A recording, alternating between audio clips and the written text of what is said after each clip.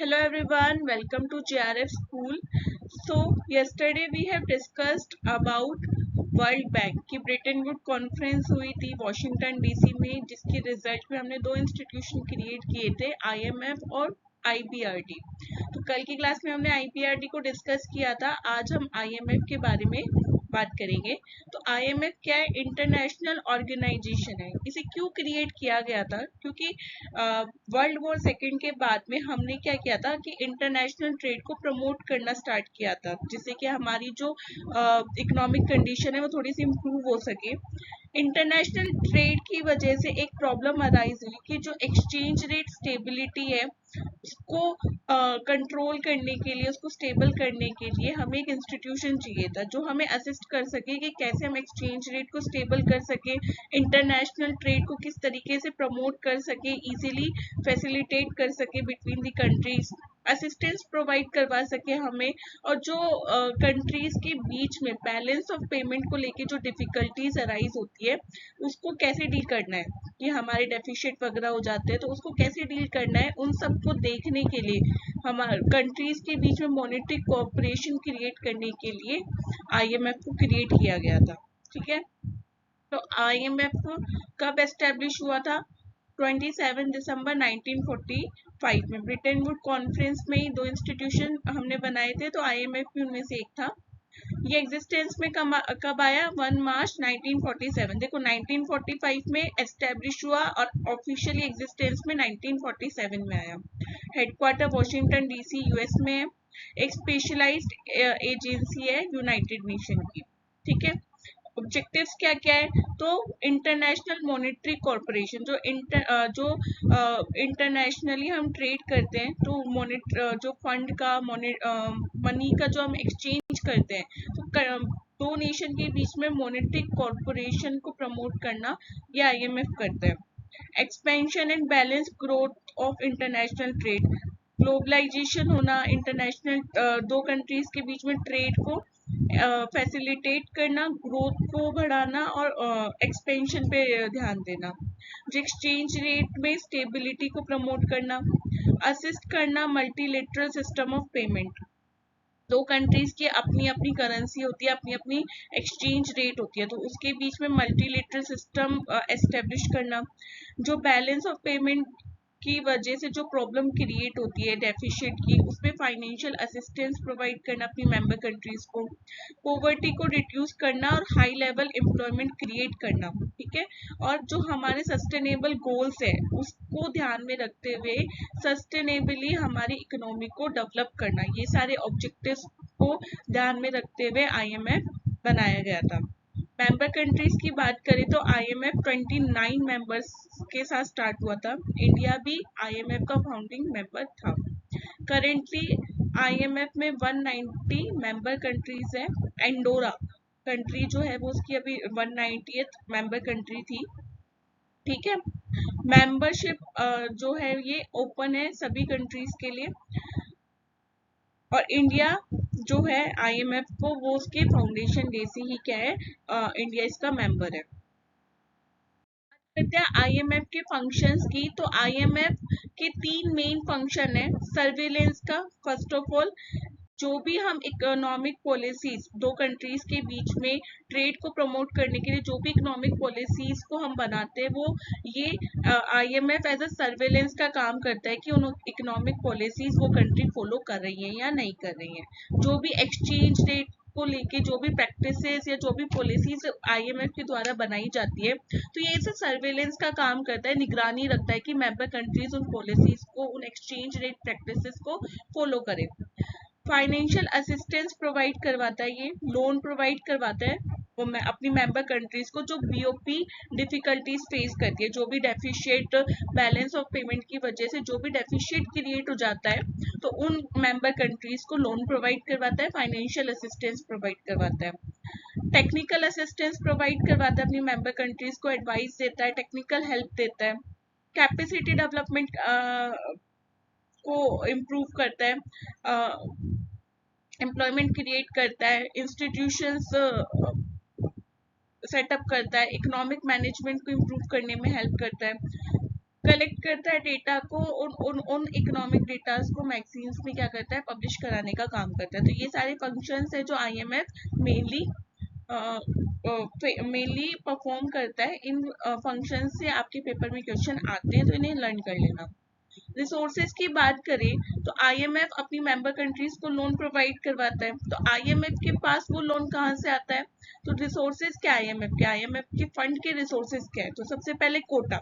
देखो कोटा क्या होता है, कोई भी मेंबर कंट्रीज अगर आईएमएफ की मेंबर बनना चाहती है तो आईएमएफ उसे एक फिक्स्ड कोटा देता है, अपनी कैपिटल सब्सक्रिप्शन देता है कि इतने पैसे उसे आईएमएफ को देने पड़ेंगे टू बिकम द मेंबर। तो वो होता है आपका कोटा।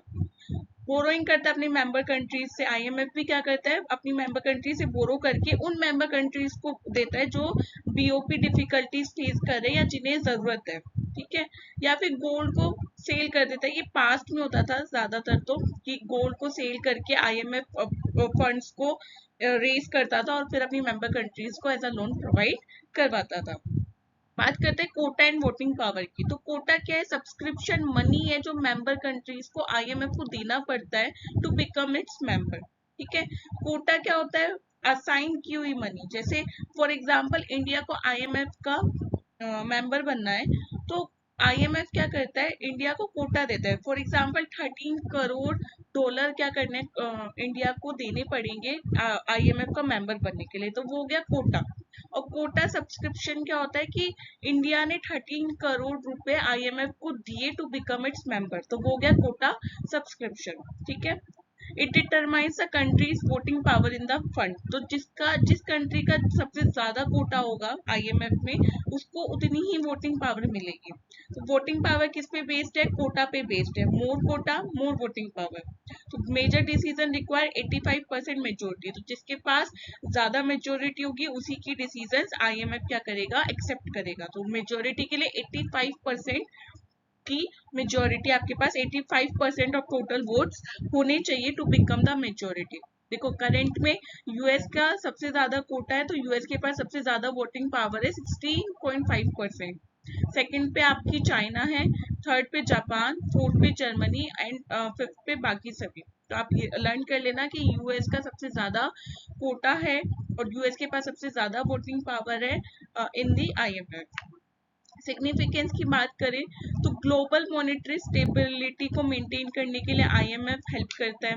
फाइनेंशियल सपोर्ट प्रोवाइड करवाता है ड्यूरिंग द इकोनॉमिक क्राइसिस। हमने पढ़ा बैलेंस ऑफ पेमेंट पे क्राइसिस आ जाता है ड्यू टू डेट्स, तो उसको कोप अप करने के लिए फाइनेंशियल सपोर्ट प्रोवाइड करवाता है।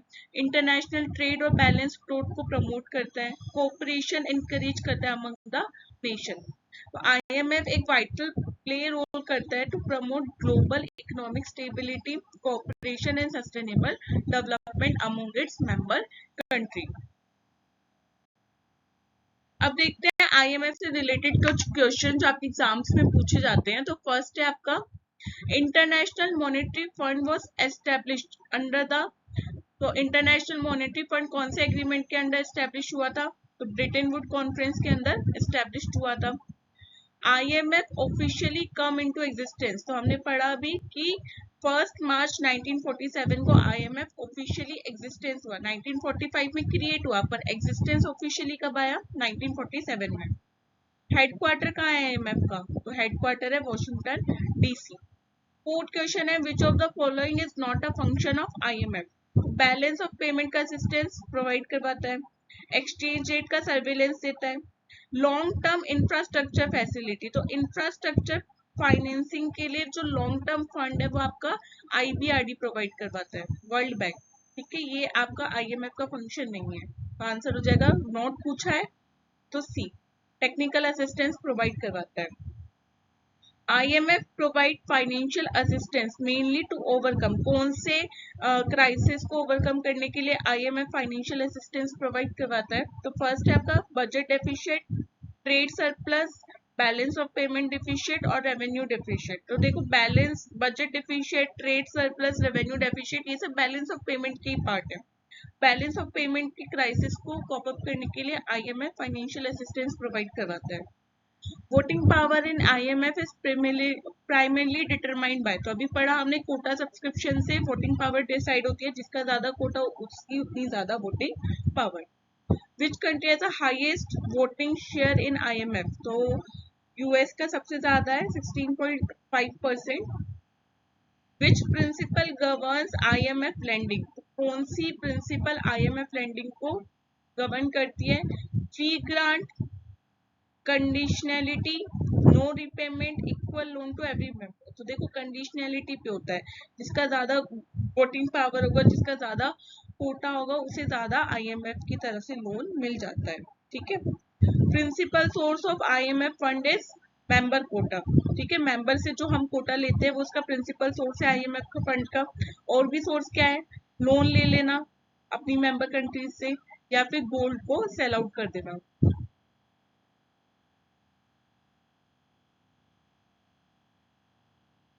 Which of the following is a major objective of IMF? Promote military cooperation, military cooperation को promote करना।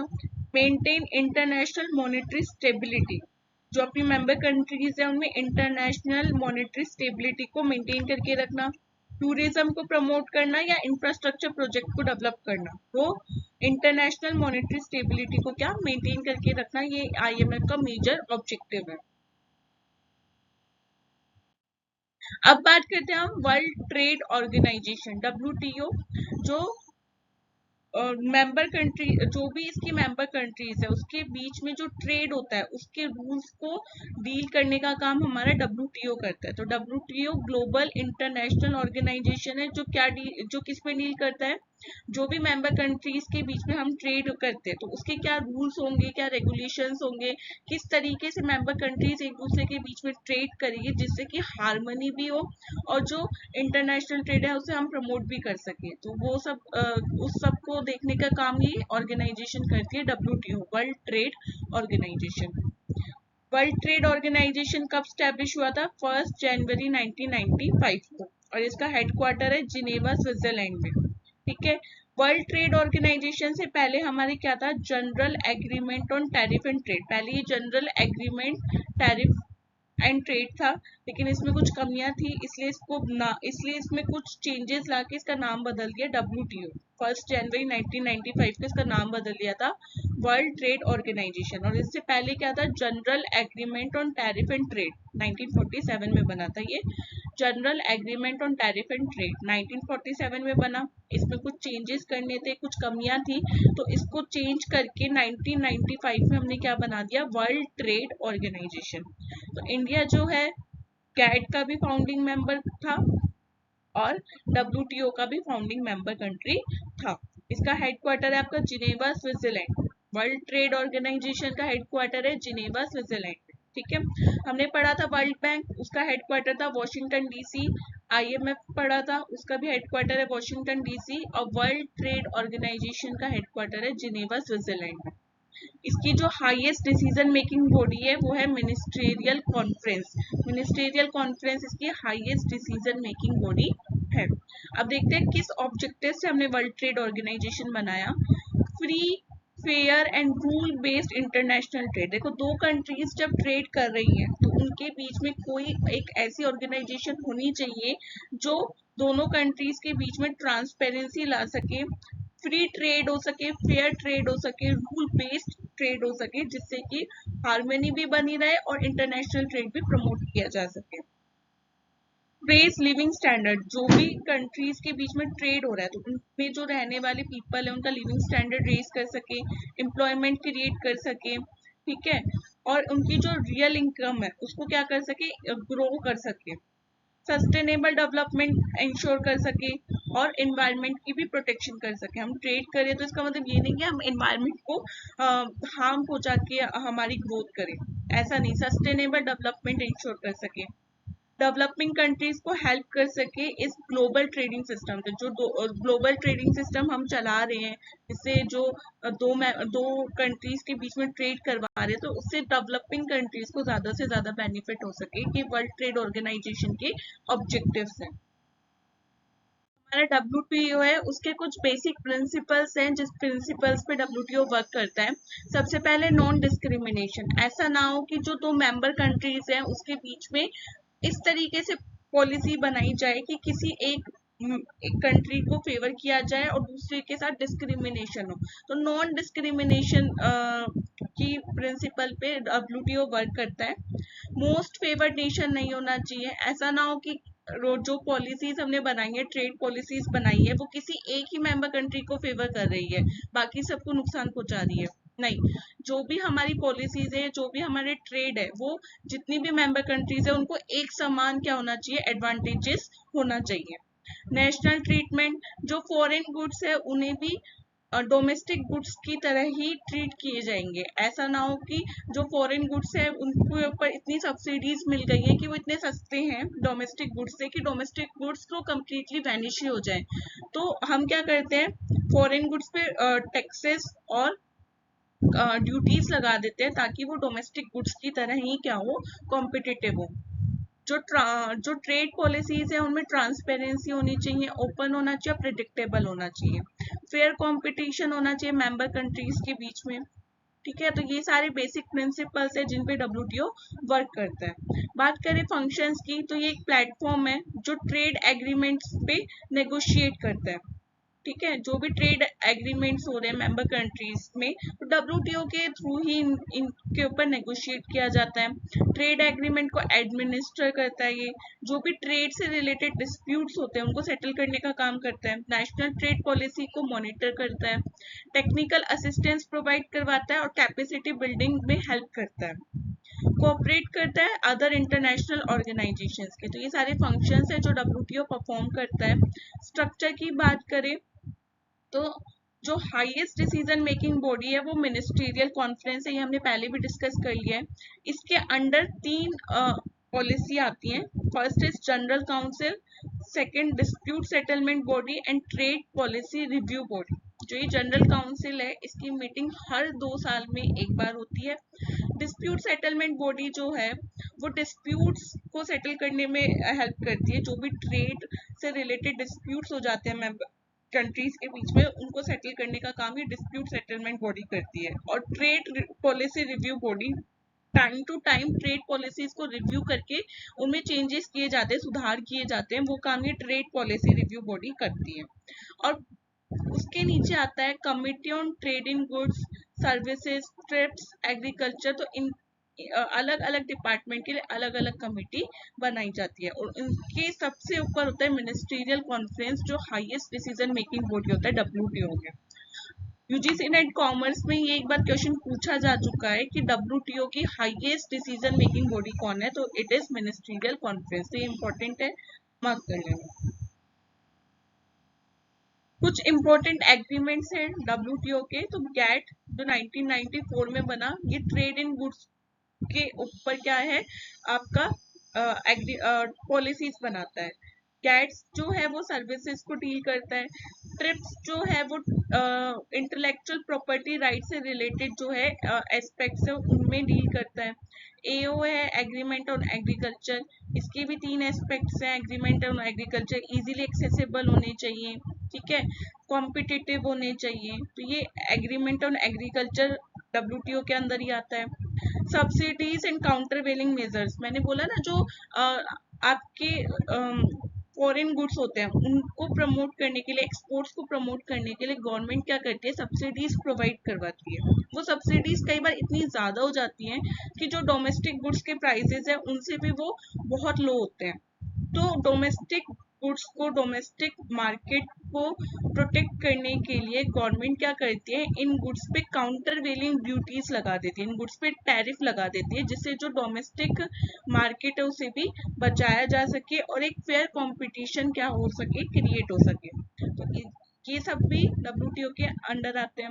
और एक डिस्प्यूट सेटलमेंट अंडरस्टैंडिंग क्रिएट करने का भी काम आपका डब्ल्यूटीओ करता है। डिस्प्यूट सेटलमेंट मैकेनिज्म प्रोवाइड करवाता है अपनी मेंबर कंट्रीज को।